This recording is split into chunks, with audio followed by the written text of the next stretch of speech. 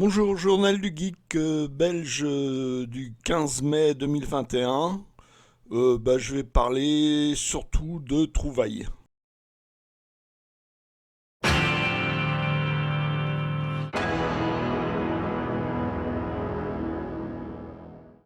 Alors pour commencer, je vais vous parler d'un phénomène que tous les chercheurs de livres d'occasion connaissent.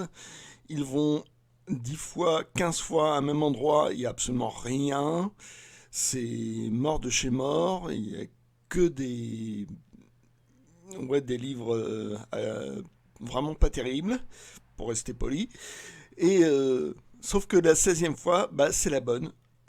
1, 2, 3 trouvailles, enfin c'est incroyable. Et là, ça a été mon tour.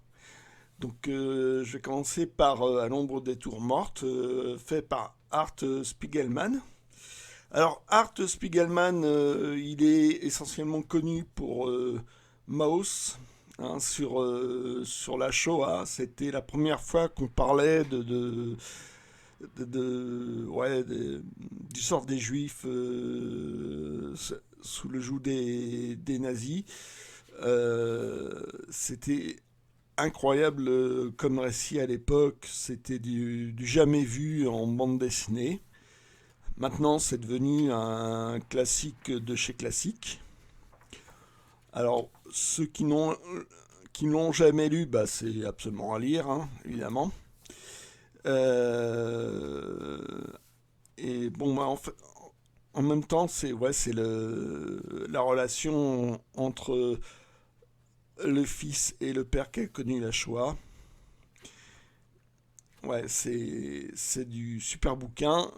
Euh, mais sinon, j'ai quasiment rien lu de Art Spiegelman, hein. Je vois son nom régulièrement par-ci, par-là, mais rien de plus. Et donc, quand je vois ce bouquin-là d'occasion, un machin, un gros machin comme ça, euh, qui, qui normalement vaut 30 euros, donc un bras, voire enfin ou un demi-bras, hein, quand on le voit vendu à 3 euros, là, on met son cerveau de côté, on ne réfléchit pas et on le prend. Et c'est une sorte de livre carton, hein. C'est en fait parce qu'il y a peu de pages en fait. Et on peut dire que ce homme-là, vaut mieux qu'il évite de jouer au loto, hein, dans sa famille. Parce qu'en fait, il est new-yorkais. Donc, et il vivait à côté des Twin Towers, hein. Et voilà, il était en pleine ville, il tournait juste le dos. Enfin, euh, il n'a pas vu directement, il tournait juste le dos, quoi. Et donc, ses filles sont à l'école, à 2 pas des Twin Towers. Donc, avec sa femme, ils vont chercher les filles parce qu'ils veulent pas la laisser à l'école. Parce que, bon, c'est juste à côté, quoi. Et,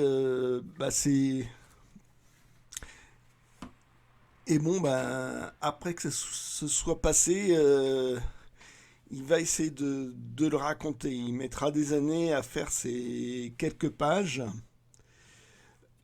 parce que bon, forcément, ça l'a traumatisé. C'est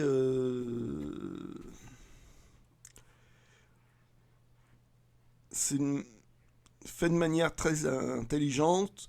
Lui, il est pas va-t-en-guerre du tout, hein. Et, euh, et il va voir tout le côté avec la future guerre en Irak qui va se passer après. Enfin, tout le. Ouais, c'est très très bien pensé. À la fin, on a une. Il va se réfugier dans les vieilles BD, donc on a quelques exemples de vieilles BD. On en profite pour refaire l'histoire de la bande dessinée américaine. Donc ça c'est The Yellow Kids qui est considéré comme les prémices de la bande dessinée. Et c'est ouais, c'est des exemples de très vieilles bandes dessinées qui sont assez intéressantes, quoi. Voilà, et on termine notamment avec Little Nemo. Une belgerie, comme dirait mon pote Ariok, le Yoko Tsuno numéro 26. Roger Leloup, l'auteur, maintenant c'est un très très très très vieux monsieur qui maintenant dès qu'il en dessine un de Yoko Tsuno se dépêche de faire toutes les pages euh, encrayonnées, hein, pour que l'histoire soit complète au cas où il décède entre-temps, qu'on puisse terminer l'histoire pour lui au cas où. C'est assez dingue. Je l'ai entendu en interview expliquer sa façon de faire. C'est fou d'être aussi serein face à la mort. Alors, c'est une série. Voilà, il y a 26, il y a 26 albums maintenant. Euh, je sais pas comment dire. Je veux dire, moi, j'ai adoré à l'origine Yoko Tsuno. Après, au fil des albums, c'était une personne super énergique, tout ça. Là, je sais pas, ça c'est un peu affadi. Le dessin me plaît moins maintenant. Au niveau des décors, il a toujours un côté incroyable. Là, il faudra que je relise une autre fois, peut-être, parce qu'il y a une histoire d'échange d'améthystes, une vraie, une fausse, j'ai pas bien compris, quoi. En tout cas, tout ce que je peux vous dire, c'est que il s'est fait plaisir parce qu'il aime bien les avions, les vieilles bagnoles. Là, il s'est fait plaisir parce il a été franco sur les avions. Mais enfin, tel qu'il les dessine, c'est assez contagieux de ce côté-là, parce que c'est chouette. Alors l'histoire, je sais pas, mais voilà, c'est une BD qui m'accompagne depuis très très très longtemps. Autres vieux auteurs qui vont passer la main. Christian Mézières, ils ont un âge certain maintenant. Ça se fait de plus en plus. C'est des albums hommages aux séries que de jeunes lecteurs devenus auteurs rendent à leur personnage préféré. Donc là, c'est Valérian par Lupano et Laufray. Alors, le dessin, je suis pas franchement séduit par le dessin. Je veux dire, il a son style, le dessinateur. J'ai un peu de mal à reconnaître Valérian. Par contre, point de vue scénario, c'est le scénariste est vraiment amoureux de Valérian. Ils ont vraiment retrouvé l'esprit au niveau du scénario. Je me suis bien marré, c'est complètement dingue. En fait, les Shiguns, qui sont des espèces petits êtres un peu ridicules, qui sont des espèces de commerçants, vont inventer une sonde pour aller trouver une planète non explorée, inconnue, et se l'approprier. Mais ces crétins vont faire une sonde par accident qui va voyager dans le temps, vont s'approprier une planète.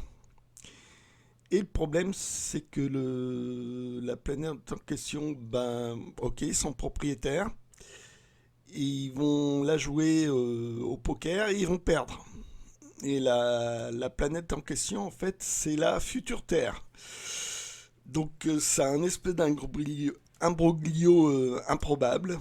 C'est complètement déjanté, mais tout à fait dans l'esprit de Valérian.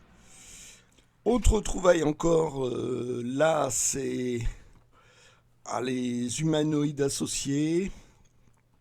Donc, c'est dans la collection Piège à loup avec un design, une présentation, une mise en page fait par Étienne Robial, que j'adore pour les albums Métal Hurlant. Donc, c'est du Hugo Pratt, comme vous pouvez le voir. Les jouets du général, donc c'est sur un espèce de super-héros à l'italienne. Alors j'ai pas encore lu, je sais pas du tout ce que ça donne, ce que ça vaut. Moi j'avoue que Hugo Pratt, en dehors de Corto Maltese, j'ai assez de mal. Voilà, il va falloir que je me décide à le lire. Mais bon, Hugo Pratt chez les humanoïdes associés, je pouvais pas rater ça. Parce que c'est toutes les collections, tous les albums des humanoïdes associés du temps de Dionnet, j'adore ça. Un petit coup de musique pour changer un peu des bouquins. Musicalement, j'ai pas écouté j'ai pas eu, ça a été un petit peu partout, un petit peu au hasard. Donc The Strokes, groupe style indé, c'est cool. Voilà, j'ai pas trop suivi leur carrière, donc je ne sais pas trop. Je peux pas en dire grand chose, mais que c'était plutôt pas mal. Faudrait que je me penche un peu plus sur la chose. Je suis retombé dans du placebo. Donc là, c'est. Là, pareil, j'ai fini par perdre leur trace, à pas avoir écouté peut-être les derniers, mais bon. Avec un style assez particulier de chanteur. Et j'ai réécouté maintenant, c'est devenu une vieillerie des années 90, The Offsprings, on va dire ça du punk rock FM américain. Alors j'avais entendu deux trois titres, ça m'avait bien plu. L'album, bof, nettement moins. Ça faisait des années, je crois que je l'avais pas écouté celui-là. Autre achat, mais sur internet cette fois. euh, Robert Bloch, Conte de Terreur. Donc c'est une édition de chez Opta, sortie en 74.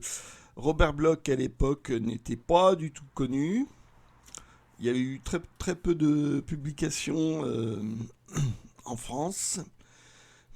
Et d'ailleurs la préface, c'est amusant parce que c'est Robert Bloch lui-même qui se présente.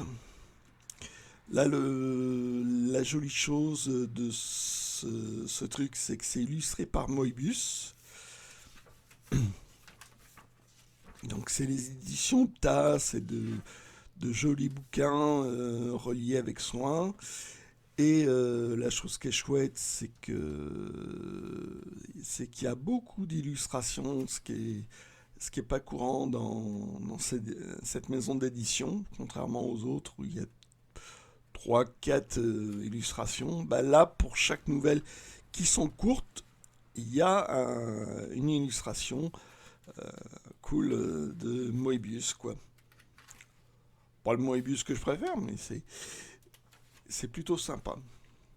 Et Robert Bloch, dans sa jeunesse, a correspondu avec Lovecraft, a fait ses débuts grâce à Lovecraft, qui l'encourageait à écrire. Ce qui est amusant, c'est que Robert Bloch va lui demander l'autorisation dans une de ses nouvelles qui tue Lovecraft. Lovecraft va l'autoriser et va lui rendre l'appareil parce que il va le tuer dans une de ses nouvelles aussi, quoi. C'est sympathie d'auteur. Donc c'est des petites nouvelles noires, d'humour noir. Ah tiens, j'avais pas vu ça, tiens. Et ouais, ouais, c'est plaisant, quoi.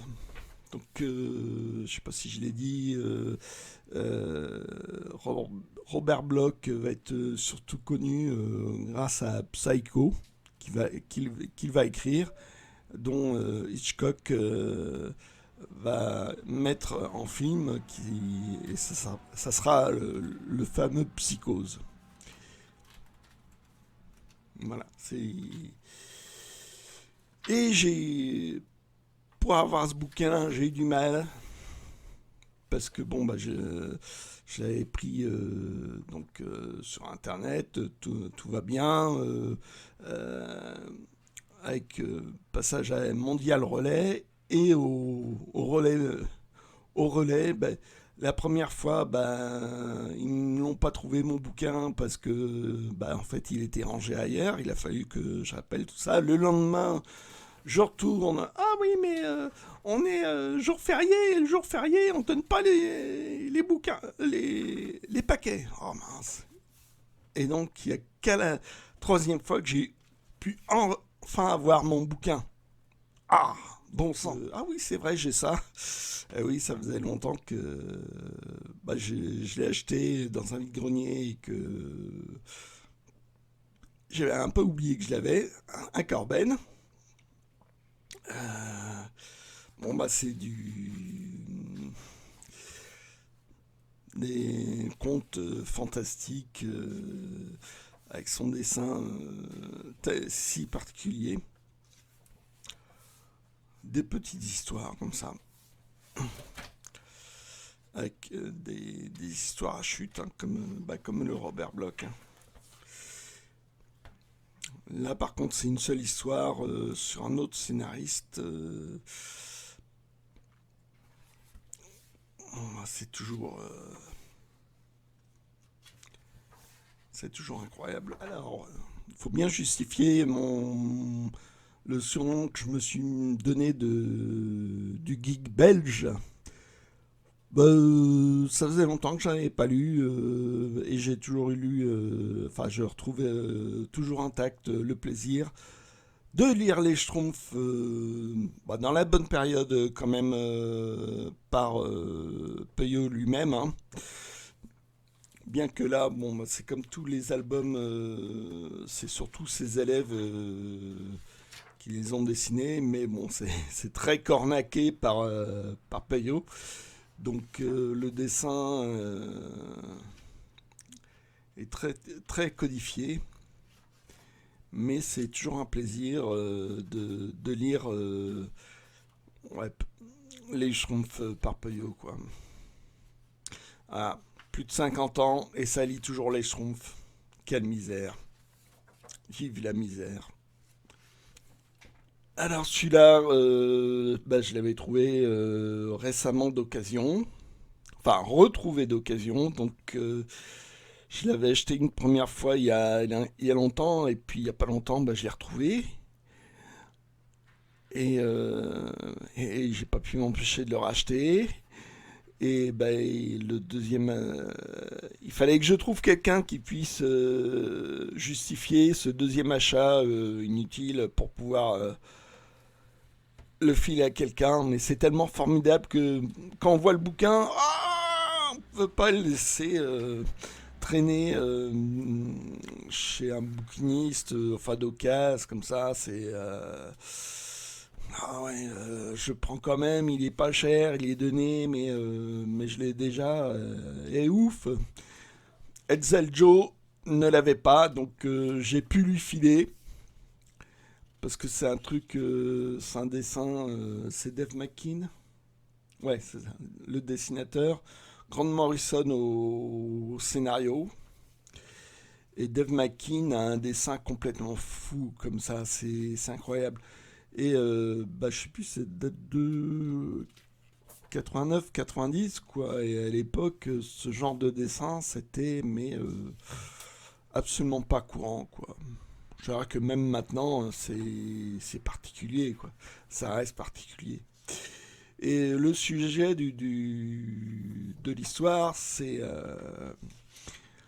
le Joker qui est enfermé dans l'asile de fous d'Arkham avec tous les complices qui sont enfermés dedans, prennent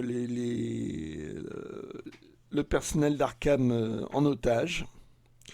Et la condition, c'est que Batman euh, rentre dans l'asile d'Arkham et le Joker le défie Batman à pas se sentir chez lui dans un asile de fous. Ce qui est pas loin d'être le cas.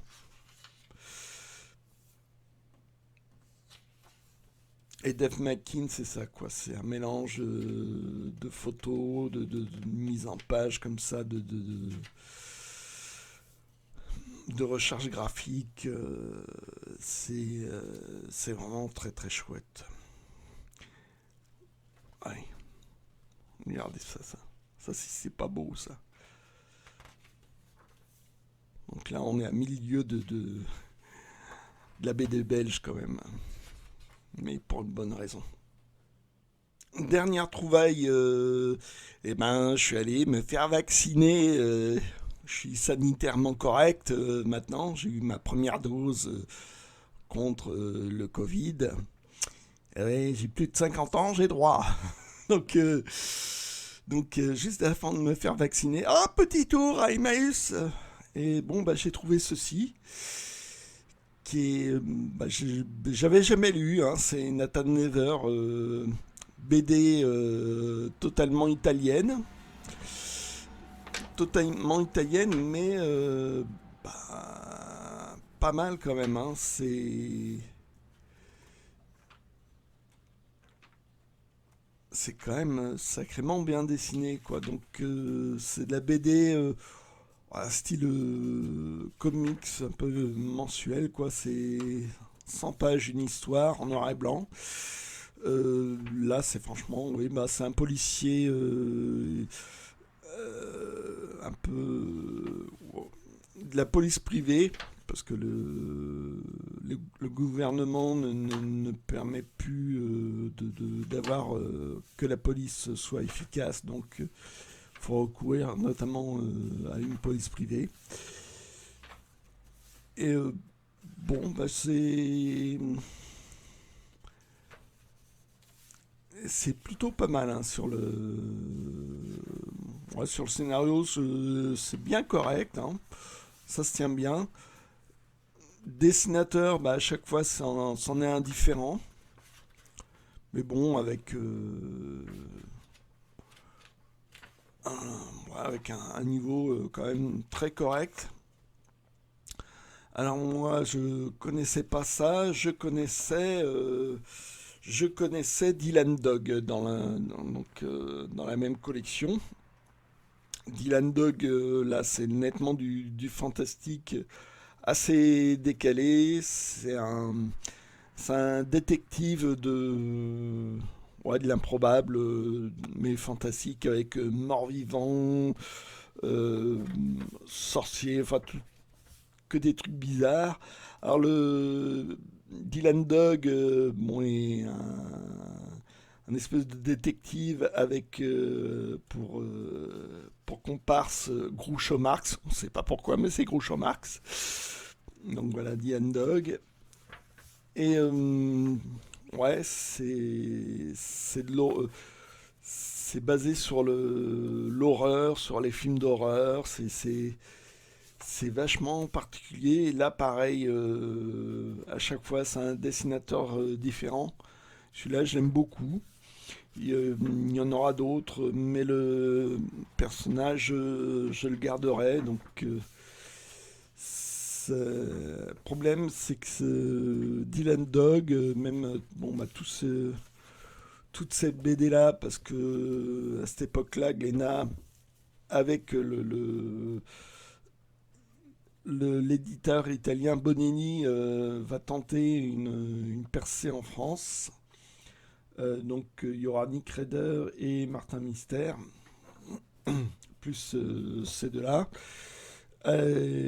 Ça va jamais prendre en France. Donc il y aura plusieurs tentatives, au moins trois tentatives pour Dylan Dog, qui est un grand classique en Italie, apparemment, d'après ce que j'ai lu. Mais ça va jamais prendre en France. Et pourtant, ouais, le niveau est bon, quoi. C'est, même si c'est un côté vite fait, enfin, c'est un petit côté industriel, j'ai envie de dire un peu à la comics. euh, Ça reste des bonnes histoires. Et bon, ben, c'est un truc. Ouais, ça va pas marcher en France. Dommage. Donc voilà, c'est tout pour aujourd'hui. Ce qui est déjà pas mal, hein. Là, c'est la fin de mes vacances, hein. Donc il va falloir que je retourne au boulot. Et ben, je vous dis à la prochaine.